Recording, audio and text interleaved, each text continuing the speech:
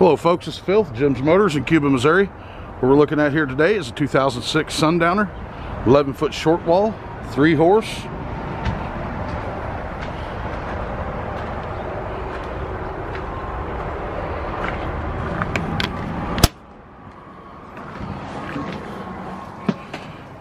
Jackknife sofa. It's got a nice big bunk.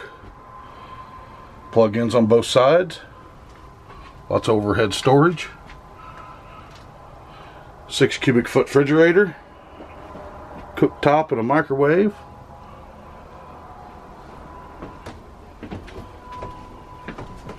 sink and vanity,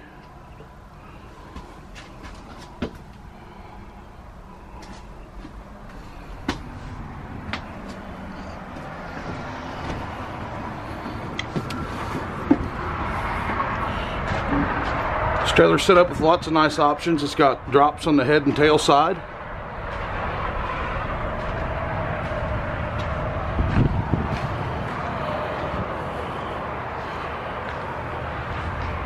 Stud stall in the front. Swing out saddle rack. This trailer does have a 4,000 watt AWNING generator.